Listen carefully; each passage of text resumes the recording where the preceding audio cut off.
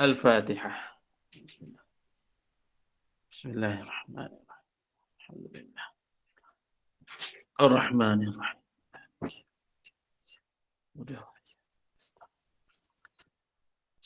Shiratal ladzina an'amta 'alaihim.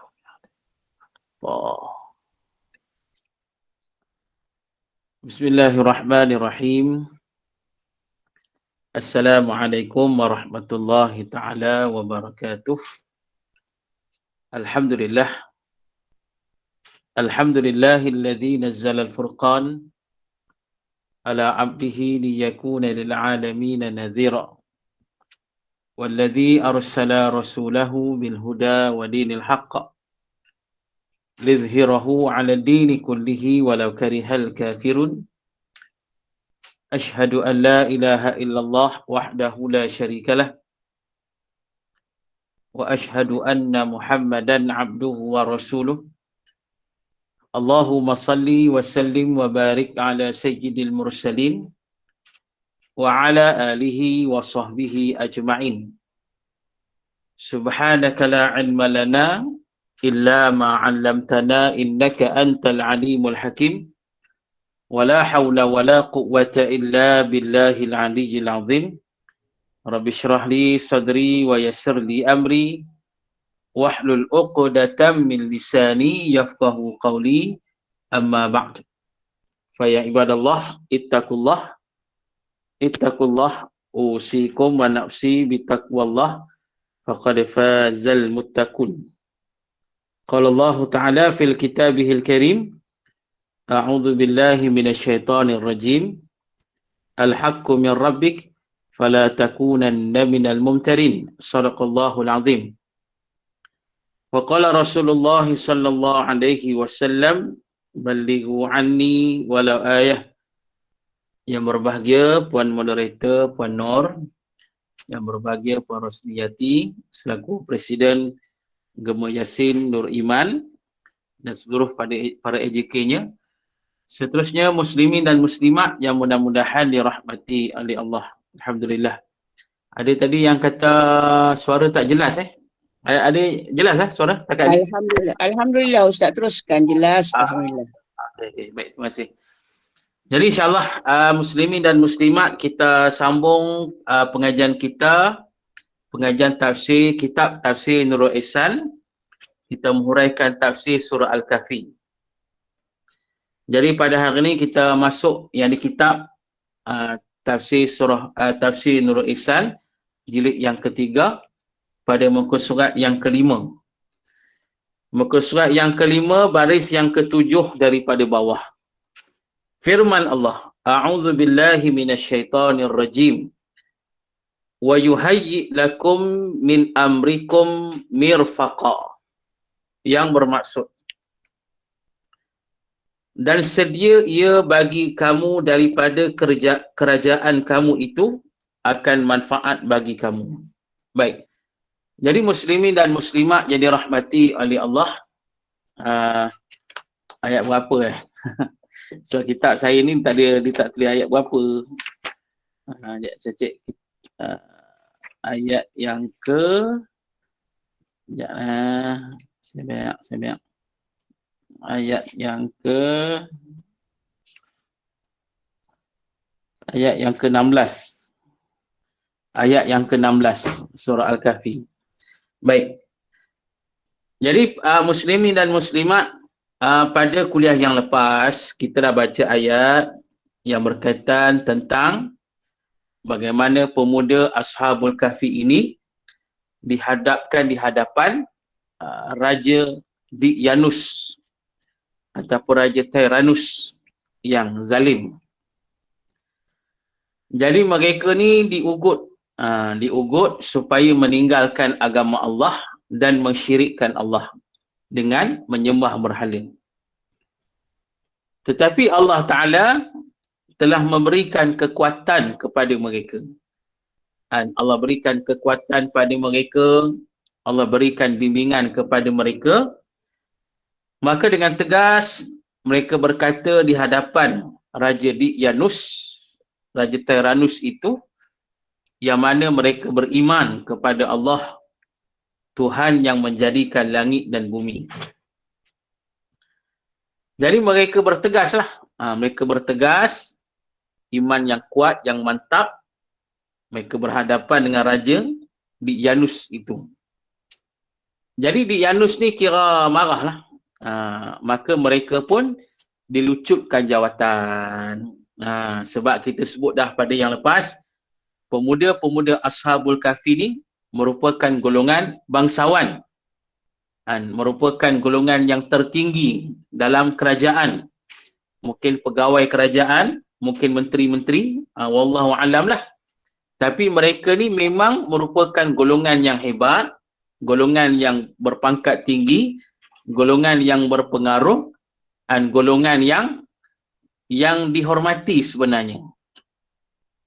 Tapi mereka ni ada keimanan yang kuat dan mantap. Jadi oleh kerana mereka tak nak ikut arahan Daqyanus, akhirnya Daqyanus telah pecat. Mereka digugurkan daripada jawatan besar mereka. Jadi mereka ni ada pakaian kebesaran, dekat leher mereka ada tanda kebesaran, dekat tangan mereka ada gelang kebesaran.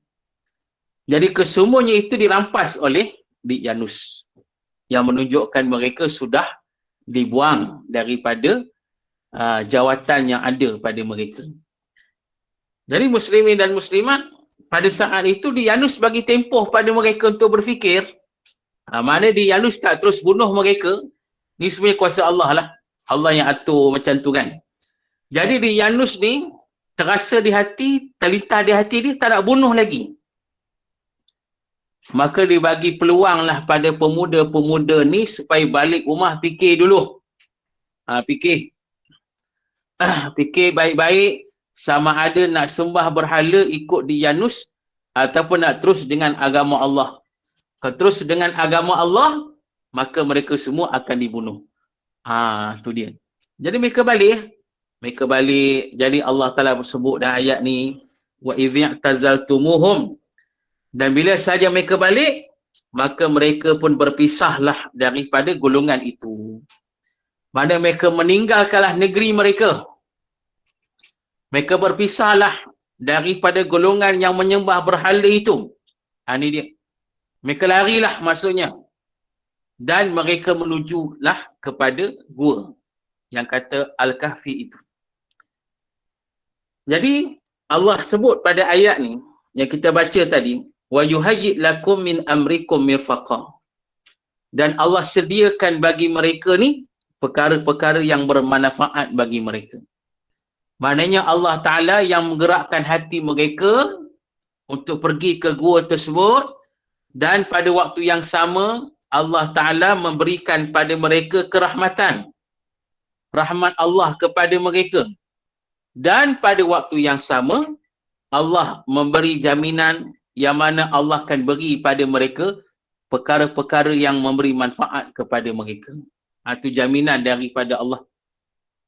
Mana Allah selamatkan mereka dan Allah peliharakan mereka. Allah lindung mereka. Dan pasal muslimin dan muslimat yang dirahmati oleh Allah, mereka menjaga iman kerana Allah. Mereka buat macam tu pasal apa? Semuanya kerana nak jaga iman. Semuanya kerana nak jaga akidah. Sampai mereka terpaksa melarikan diri. Dah tak ada cara lain dah. Terpaksa melarikan diri semata nak jaga iman, nak selamatkan akidah. Inilah yang disebut oleh Nabi SAW dalam hadis yang sahih riwayat Imam Al-Bukhari dan Imam Muslim. Ada satu hadis yang agak panjang. Bila mana Nabi SAW ditanya oleh sahabat Nabi yang bernama Huzaifah Al-Yaman radhiyallahu anhu. Jadi Huzaifah Al-Yaman ni tanyalah kepada Nabi SAW tentang perkara yang berkait tentang Islam di akhir zaman. Jadi banyaklah soalan tu Nabi duk jawab, naik Huzaifah tanya Nabi jawab, dia tanya Nabi jawab, gitulah daku dialog lah gitu. Jadi muslimin dan muslimat jadi rahmati oleh Allah. Bila sampai ke penghujung dialog tu, sebab Nabi sebut dalam hadis tu, Nabi kata akhir zaman ni Islam memanglah ramai, berkembang. Ramai je orang masuk Islam pada hari ni, kata Nabi, di akhir zaman kita ni. Tapi masalahnya, kata Nabi, pada waktu yang sama ada benda yang mengganggu tu. Tu. Nabi kata dakhnuhu, ada perkara yang muncul macam berasak macam tu. Islam berkembang tapi ada macam ada asap duk kacau. Tu. Menghinggakan pada saat itu, kata Nabi SAW, akan ada orang yang sama macam kita. Sama dengan bangsa kita, sama dengan bahasa kita, tetapi Nabi kata mereka mengajak kita masuk neraka Jahanam. Mereka ni mengajak kita kepada pintu neraka Jahanam. Maksudnya apa? Mereka mengajak kita melakukan dosa, melakukan maksiat. Padahal mereka ni sama macam kita je. Mereka ni bahasa kita, bangsa kita sama, kata Nabi. Tapi masalahnya mereka ni jahat. Mereka duk ajak kita buat dosa, ajak kita buat maksiat, ajak kita buat mungkar. Maka Uzaifah tanya, ya Rasulullah, jika umat kamu di akhir zaman ketemu dengan golongan itu, apakah perintah kamu yang mereka kena buat? Tanya Uzaifah al-Yaman radhiyallahu anhu. Maka jawab Nabi SAW, aku perintahkan pada mereka, talzamu jama'atal muslimin wa imamahum.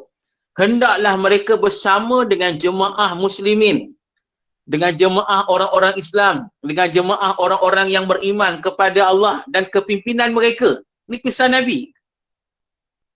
Maksudnya di akhir zaman ni, muslimin dan muslimat, kita nak selamat daripada fitnah, nak selamat daripada kejahatan manusia yang ada pada hari ini, nak selamat daripada ajakan dosa dan maksiat, Nabi pesan kita kena bersama dengan jemaah muslimin, dengan kumpulan manusia yang beriman pada Allah, dengan kumpulan manusia yang taat pada Allah, dengan kumpulan manusia yang benar-benar beriman pada Allah dan mengikutlah kepimpinan mereka. Ini pesan Nabi, muslimin dan muslimat.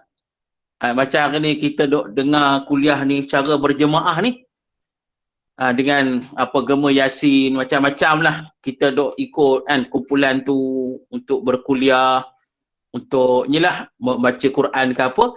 Jadi kita ni istiqamah dengan kumpulan-kumpulan tersebut. Kita istiqamah dengan kumpulan muslimin, kata Nabi, dengan kumpulan yang beriman kepada Allah Ta'ala.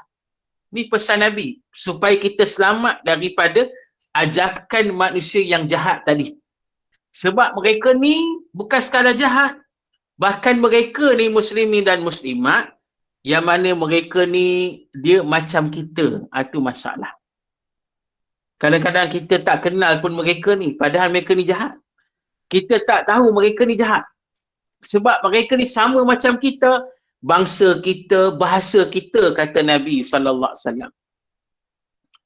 Tapi mereka duk ajak kita buat jahat, ajak kita buat maksiat, kadang-kadang cara halus, ajak kita buat benda yang tak elok. Jadi pasal itu bila kita berada dalam kumpulan Islam, dalam kumpulan mereka yang beriman pada Allah, jadi mereka ni akan selamatkan kita, akan peringatkan kita, akan bantu kita. Ni yang Nabi suruh. Ini pesan Nabi untuk umat Nabi yang hidup pada hari ini.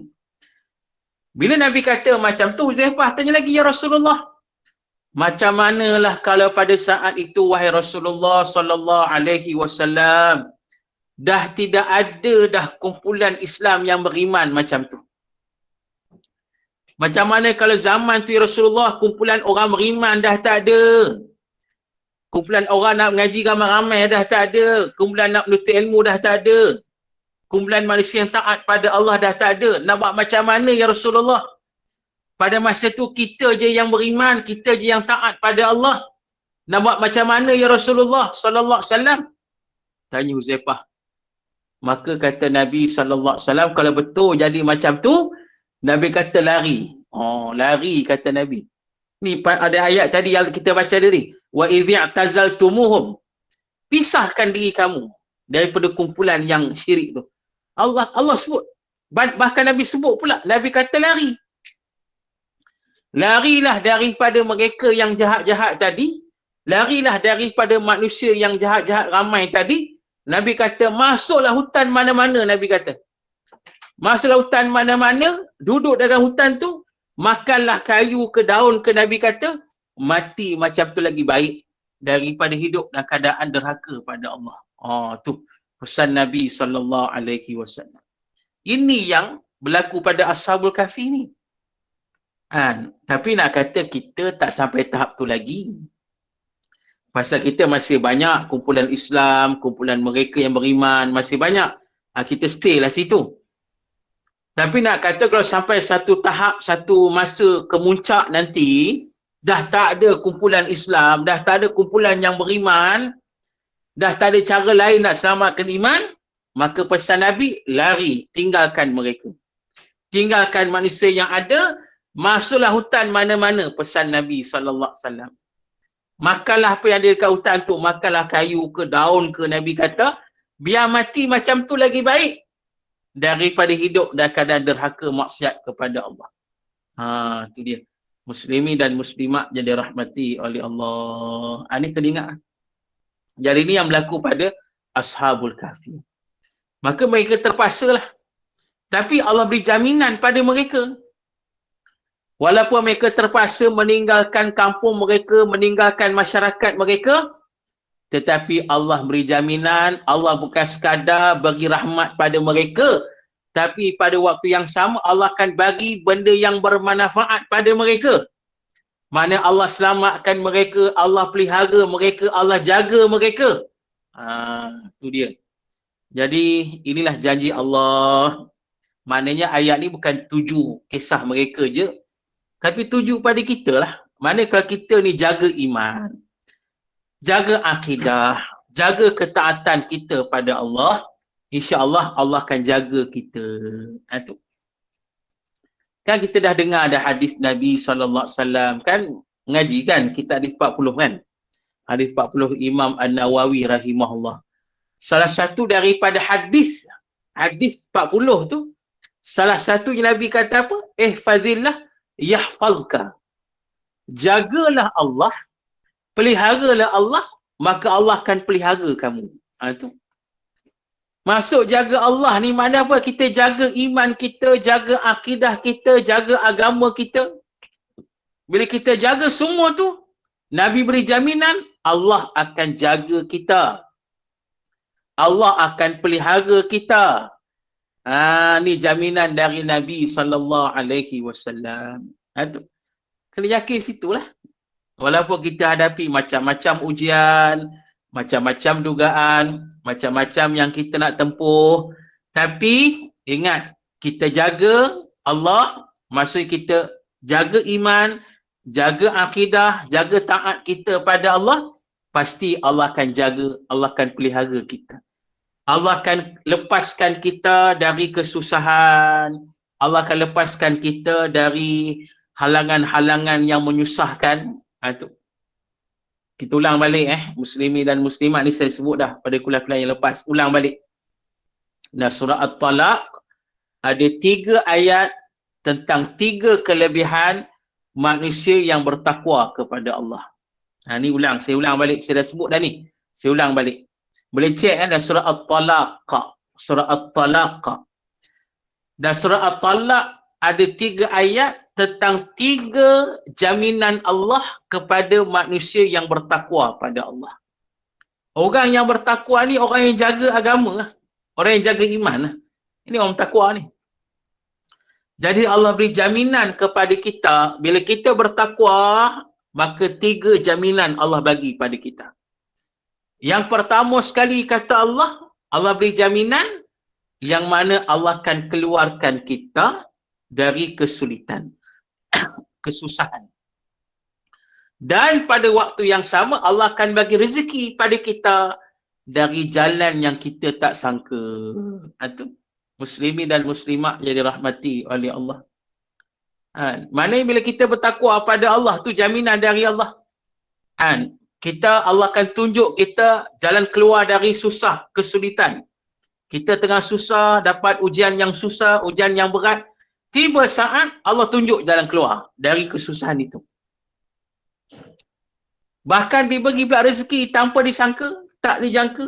Rezeki daripada jalan yang bukan biasa bagi kita. Itulah Allah boleh buat, Allah boleh bagi. Itu muslimin dan muslimat yang dirahmati oleh Allah. Kan? Saya dengar apa almarhum Datuk Harundin kan rahimahullah. Dia cerita macam mana rezeki, bila Allah nak bagi rezeki kan. Dapat orang bagi kereta kat dia, kereta mahal lah. Lepas tu orang bagi pula voucher apa? Minyak free sampai bila-bila. Tu dia. Dia boleh pakai minyak tu free sampai bila-bila. Anytime. Tu nak kata dia nak sebut tentang bila Allah nak bagi rezeki, tak ada yang boleh halang. Tu dia muslimin dan muslimat. Tu salah satu contoh lah. Nak kata muslimin dan muslimat ni jaminan Allah bagi orang yang bertakwa. Itu yang pertama.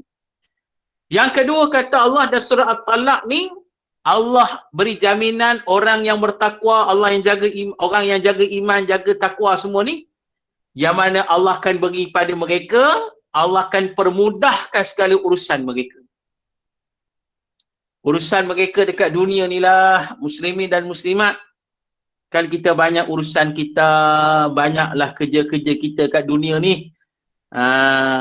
Urusan pekerjaan, urusan perniagaan, urusan keluarga, urusan kehidupan, semualah. InsyaAllah semuanya akan dipermudahkan oleh Allah Subhanahu Wa Taala. Dan yang ketiga, Allah beri jaminan lagi, manusia yang bertakwa kepada Allah Ta'ala ni, muslimin dan muslimat, yang mana Allah akan tutup kesalahan mereka. Allah akan tutup kesalahan mereka, keaiban mereka, kekurangan mereka. Bahkan Allah mengampunkan dosa-dosa mereka. Inilah jaminan Allah kepada manusia yang bertakwa, yang jaga iman, yang jaga akidah, yang jaga agamanya. Baik, saya nak baca sambungan kitab ni. Baik, ni hurai panjang. Ni saya akan baca satu-satu. Ada kitab boleh baca, tengok sekali lah. Kalau tak ada boleh dengar, boleh catat ke apa. Ni panjang ni. Baik, katanya, maka muwafaqat, ambil tiap-tiap mereka itu nafkah belanja daripada rumah bapanya, sedekah setengah, bekal setengah. Keluar pergi ke bukit nama Yanjilus, dekat negeri, padanya ada gua nama Wasit. Baik, jadi muslimin dan muslimat, jadi bila mereka balik kan, mereka balik, raja suruh balik kan, so fikir dulu. Jadi pada masa itu mereka pun muwafaqat, berpakat. Mereka sudah berpakat, bersetuju, kita lari. Ashabul Kahfi dah setuju, pakat, kita lari. Jadi sebelum nak lari tu ambil dulu belanja. Nak lari jauh ni, kena ambil belanja. Tapi nak kata mereka ni mulia sangat, Ashabul Kahfi ni. Masa mereka dah ambil duit belanja, masing-masing dah ambil duit belanja ni, on the way nak pergi keluar dari negeri tu, sempat lagi bersedekah. Tu dia, sempat lagi bersedekah. Sebab mereka banyak harta. Sebab kita sebut tadi, mereka ni tarah menteri, pegawai kerajaan yang tertinggi. Ni muslimin dan muslimat. Tu. Baik, dia tulis ayat tu, betul lah tu. Jadi muslimin dan muslimat, mana mereka ni menteri. Mereka banyak harta. Jadi mereka ambil semua harta mereka tu, on the way nak keluar daripada negeri tu, mereka sempat sedekah pada rakyat jelata, orang miskin, bersedekah dulu, sedekah. Tu dia. Nak kata mulianya mereka ni, Masya Allah. Dan kemudian, mereka pergilah menuju ke bukit bernama Yanjilus. Dan bukit itu ada satu gua namanya Wasit. Tu dia. Muslimin dan muslimat. Jadi semua ni, Allah yang gerakkan mereka pergi ke sana. Allah yang gerakkan mereka pergi ke bukit Yanjilus. Dan kalau ikut banyak ulama kata bukit ni berada di Jordan. Kisah ni berlaku di Rom, di Anadul Afshus, negara Rom. Mana mereka keluar lari tu sampai ke Jordan. Maka sampailah dekat bukit tersebut. Baik. Maka lalu pada jalan mereka itu dengan anjing. Maka ikut akan mereka itu dan hambat mereka itu akan dia beberapa kali. Tu. Jadi masa mereka duk on the way nak pergi ke bukit tu, terserempak dengan seekor anjing.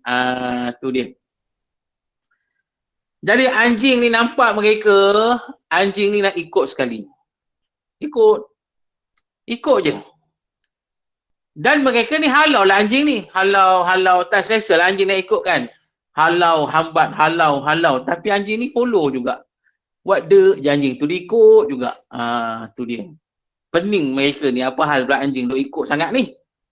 Duk halau, ikut juga. Hambat, ikut juga. Tu. Jadi muslimin dan muslimat, apa yang berlaku? Katanya di sini. Maka berdiri anjing atas dua kakinya dan angkat dua tangannya. Tiba-tiba anjing tu berhenti berdiri kan. Anjing kan dia berhenti gitu. Kan? Berdiri depan mereka. Berkata ia. Dengan izin Allah anjing ini berkata-kata. Apa yang dikata? Ana uhibbu ahbabillah. Kata anjing tu. Aku kasih segala kekasih Allah. Tu dia. Pasal apa anjing ni ikut sangat mereka ni? Anjing ni kata, kerana aku kasih kepada orang yang dikasihi oleh Allah. Diikut Ashabul Kahfi pasal apa? Pasal Ashabul Kahfi ni manusia yang dikasihi oleh Allah. Yang diikut, di follow je tu. Tu dia. Muslimin dan muslimat jadi rahmati oleh Allah. Masya Allah. Bayangkan anjing tu kenal ni. Inilah manusia yang dikasihi oleh Allah. Jadi anjing pun follow lah juga nak ikut mereka. Tu dia. Muslimin dan muslimat jadi rahmati oleh Allah. Maknanya mereka ni ada penarik di situlah. Ada aura penarik tu. Pasal apa? Sebab mereka ni golongan manusia yang dikasihi oleh Allah Subhanahu wa ta'ala. Jadi tuan-tuan muslimin dan muslimat, gitulah kan. Kita macam saya dah ajar dulu kan, ayat salamun qaulam min rabbir rahim kan. Kalau kita tengok dalam Asmaul Husna, ada perkataan, ada salah satu nama Allah, As-Salam. As-Salam Maha Sejahtera. Tu. Jadi ulama kata, jadikan As-Salam ini zikir harian kita. Zikirlah, zikir As-Salam ataupun Ya Salam. Boleh. Ada ulama pesan kita baca As-Salam atau Ya Salam 115 kali. Kita hembus di tapak tangan, sapu kat seluruh badan, insya-Allah. Ataupun kita baca je, insya-Allah orang akan sejahtera melihat kita. Orang jadi suka lah. Tengok kita jadi suka, jadi seronok kan. Muslimin dan muslimat jadi rahmati oleh Allah. Sebab saya dah sebut kan pada yang lepas, yang mana kita ni kan, saya sebut kot kuliah ni ke kuliah yang lain kan, tentang perkara ni. Sebab kita ni kita nak berdakwah, kita nak sampaikan ilmu, nak sampaikan kebaikan. Jadi kita nak orang suka pada kita. Bila orang suka, kita senang sikit nak sampaikan dakwah. Senang sikit kita nak sampaikan ilmu. Kan? Tu muslimin dan muslimat. Dari pasal itu, kita amal lah yang ulama ajar ni. As-Salam, Ya Salam kan. Baca 115 kali. Bahkan kelebihan tu banyak. Perkataan ni, Asmaul Husna ni, bahkan ulama kata untuk penyembuh penyakit pun boleh amalkan As-Salam, Ya Salam ni. Pasal maknanya Maha Sejahtera.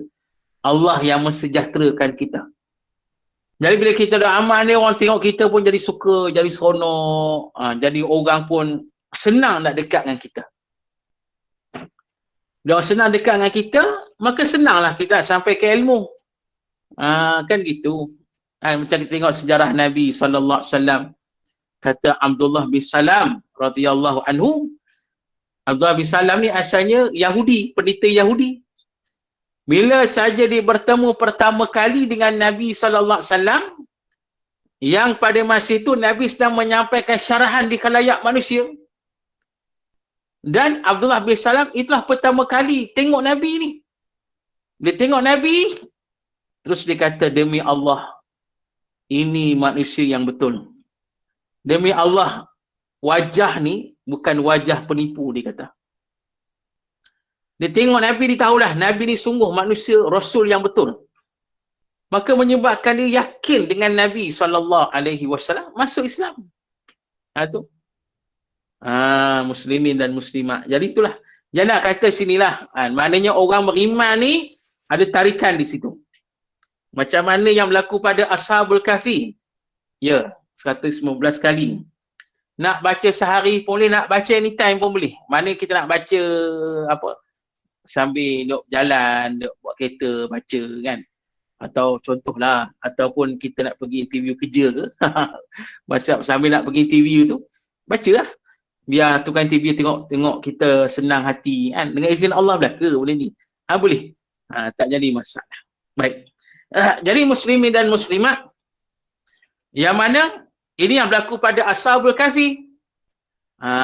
Tu dia. Ashabul Kahfi ni dia kata, anjing ni kata dia kasih pada para kekasih Allah. Itu Ashabul Kahfi. Maka biarlah mereka itu berjalan bersama-sama ke dalam gua. Tidur ia serta tidur mereka itu, dan bangkit serta bangkit mereka itu, dan mati serta mereka itu. Ia setengah daripada binatang yang masuk syurga. Tu dia. Muslimin dan muslimat yang dirahmati oleh Allah. Inilah anjing Ashabul Kahfi yang ikut. Maknanya dia follow sampai ke sudah, sampai ke habis. Tu dia. Muslimin dan muslimat. Cuma ulama berkhilaf lah. Anjing tu memang ada. Cuma ulama berkhilaf pasal apa? Ulama berkhilaf pasal nama dia, pasal warna dia, pasal anjing sungguh ke atau benda lain. Ada yang berkhilaf tu. Tu. Sebab ada yang kata, ada setengah pandangan kata dia bukan anjing, tapi singa. Tu dia, ada yang kata begitu.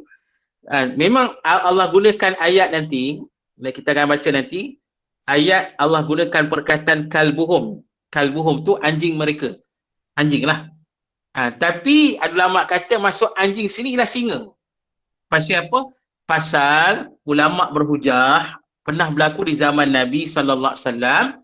Nabi pernah berdoa pada Allah, pada seseorang. Orang ni jahat, saya lupa nama dia. Orang ni jahat. Dia jahat lah, jahat. Saya lupa nama dia. Anak Abu Lahab kot, tak silap saya. Dia jahat. Dia jahat. Jadi Nabi ni doakan dia. Nabi kata, ya Allah, hantarkan pada mereka anjing-anjingmu. Anjing-anjingmu. Nabi sebut, hantarkan mereka anjing-anjingmu pada mereka. Jadi apa yang berlaku lepas daripada itu, orang jahat tadi diserang oleh singa. Tu dia. Itu ada ulama kata, maksudnya bukan di sini yang kata apa anjing Ashabul Kahfi ni adalah singa. Sebab tugasan dia ialah melindungi Ashabul Kahfi. Tu dia. Jadi ada yang pandangan kata mungkin singa. Tapi banyak pandangan kata bukan singa tapi anjing. Ini pandangan yang kuat lah. Sebab Allah sebut kalbuhum kan, anjing-anjing mereka. Anjing mereka. Baik. Dan ulama berkhilaf pula warna apa pula. Ada kata warna kelabu, ada kata warna kuning, ada kata warna kemerah-merahan. Tak tahulah. Ulama berkhilaf pula tentang nama. Ada kata kitmir, ini yang terkenal lah, kitmir. Ada kata hayyan, ada kata yuriyah, ada kata yur. Macam-macam nama lah. Tu muslimin dan muslimat. Tapi sebahagian besar lagi ulama kata benda tu tak perlu kita nak pening. Tak payah kita nak berpening-pening tentang warna apa, nama apa, anjing ke tidak, tak payah pening. Tak ada faedah kata ulama. Ulama kata yang penting kita yakin memang ada anjing tu sebab Allah sebut dalam Quran dah. Memang diikut sungguh. Anjing diikut sungguh. Ashabul Kahfi daripada start berjalan ke gua tu sampai masuk gua sampai habis, sampai mati. Tu dia. Inilah anjing yang dipilih oleh Allah Subhanahu wa taala. Muslimin dan muslimat jadi rahmati oleh Allah. Tu dia. Baik. Panjang kisah dia. Kita baca lagi Maka apabila ada ini anjing disebut Allah dalam Quran dengan sebab campur dan kasih orang-orang soleh, maka apalah sangka engkau dengan orang yang beriman, yang kasih Allah dan Rasul, dan campur dengan orang soleh-soleh. Apa maksudnya? Apa ulama kitab kita nak sampaikan ni? Ulama kitab kita ni kata, dia kata, tengok cerita ni, dia kata, anjing ni disebut oleh Allah dalam Al-Quran. Pasal apa? Sebab anjing ni, dia bercampur dengan orang-orang yang soleh.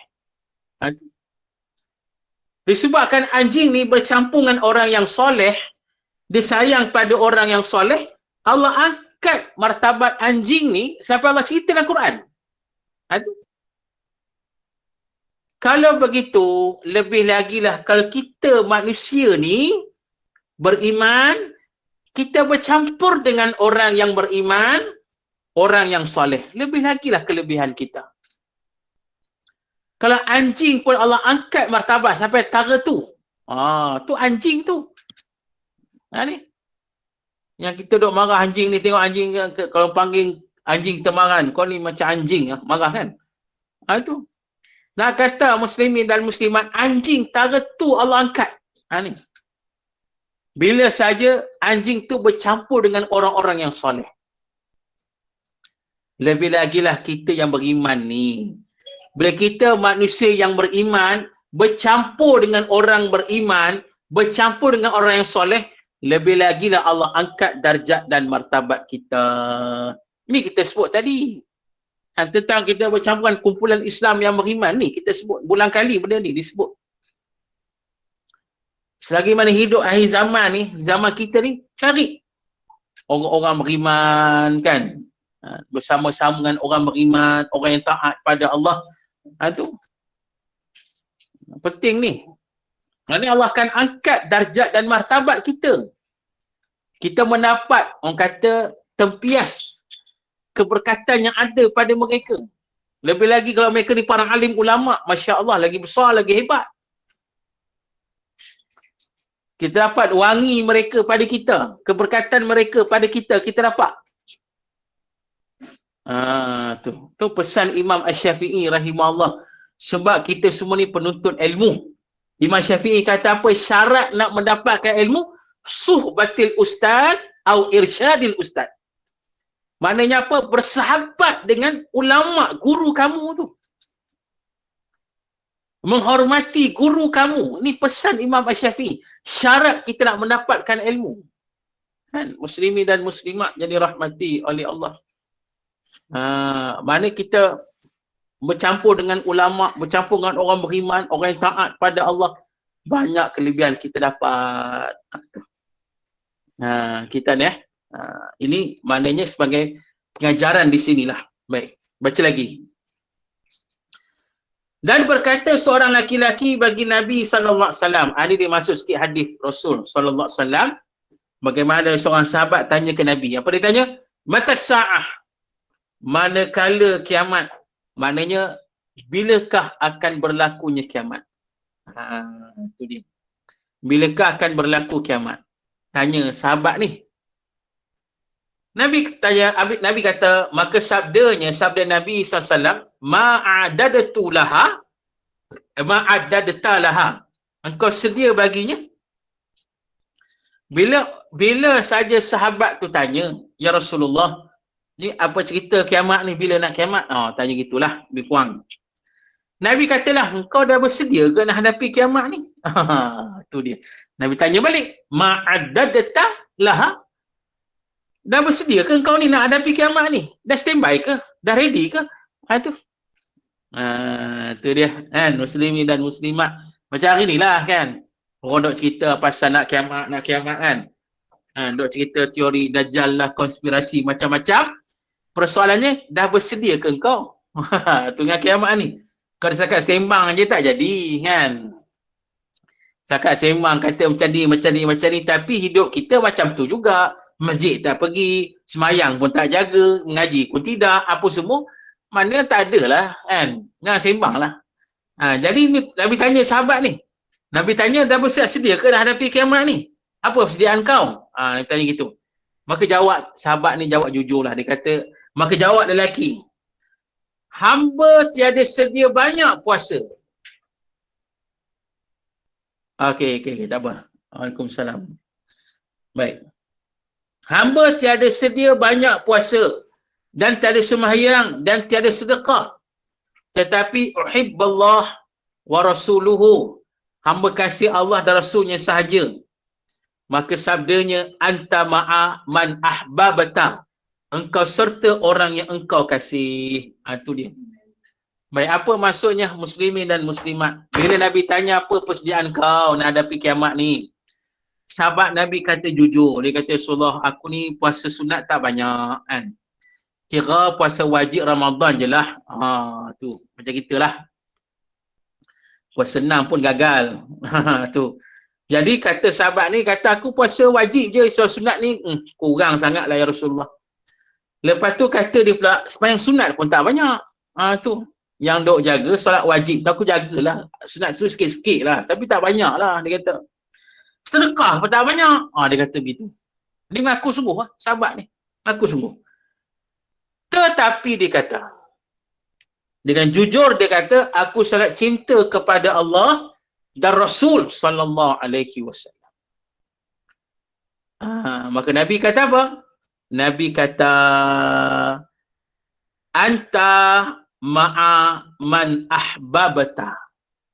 Engkau bersama dengan yang engkau sayang, yang engkau kasih. Itu dia. Kita sayang pada Allah, kita sayang pada Rasul, kita bersama Allah dan Rasul. Itu maksudnya. Kita sayang pada orang yang beriman, pada orang yang soleh, pada ulama-ulama yang bertakwa, mana kita bersama dengan mereka. Sejahteralah kita. Itu maksud Nabi. Kalau kita sayang pada orang yang berdosa, orang yang maksiat, maknanya muslimin dan muslimat yang dirahmati oleh Allah, kita bersama dengan mereka yang berdosa dan maksiat. Itu dia. Ya. Jadi muslimin dan muslimat yang dirahmati oleh Allah, tu. Mana kita kat dunia ni, kita bersamalah dengan orang yang kasih pada Allah. Bersamalah dengan orang yang taat pada Allah. Bersamalah dengan orang yang beriman pada Allah. InsyaAllah, bila kita sayang mereka, kita bersama-sama dengan mereka. Itu maksud dia. Baik. Seterusnya. Maka kata Anas bin Malik radhiyallahu anhu, tiada kami suka kemudian daripada Islam yang terlebih daripada perkataan ini. Tu kata Anas bin Malik radhiyallahu anhu, inilah perkataan yang paling kami suka dalam Islam. Suka sungguh. Bila Nabi kata macam ni, mereka amat sayang dengan perkara ini. Mana mereka ni sangat sayang pada Allah dan Rasul, sangat sayang pada orang-orang yang taat kepada Allah, yang bertakwa, pasal mereka yakin mereka akan bersama dengan yang mereka kasih itu. Lebih lagi di akhirat nantilah. Kat dunia kita sayang Allah dan Rasul, orang beriman. InsyaAllah dekat akhirat kita akan dihimpunkan bersama-sama dengan orang-orang yang Allah, yang kita sayang tadi. Kita akan dihimpunkan bersama Nabi dan Rasul, bersama para awliya Allah, bersama para alim ulama dan sebagainya. Masya Allah. Ini merupakan satu nikmat besar di akhirat nanti. Muslimin dan muslimat jadi rahmati oleh Allah. Baik. Jadi insyaAllah cukup sekali itulah. Saya pukul 9 ni ada lagi satu kuliah online juga. Saya pun nak berhenti ni, tak apa. Ada yang nak undur diri, tak apa. Kita pun nak berhenti setakat ni dulu. InsyaAllah kita akan sambunglah kuliah kita ni pada minggu depan. Dan minggu depan ni masih lagi nak baca cerita ni. Panjang lagi cerita pasal perjalanan Ashabul Kahfi. InsyaAllah berdasarkan kitab tafsir Nurul Ihsan ini. Baik, jadi muslimin dan muslimat Jika ada persoalan, dipersilakan. Okay, Alhamdulillah, sekiranya jemaah ada apa yang diajukan pada Ustaz, silakan.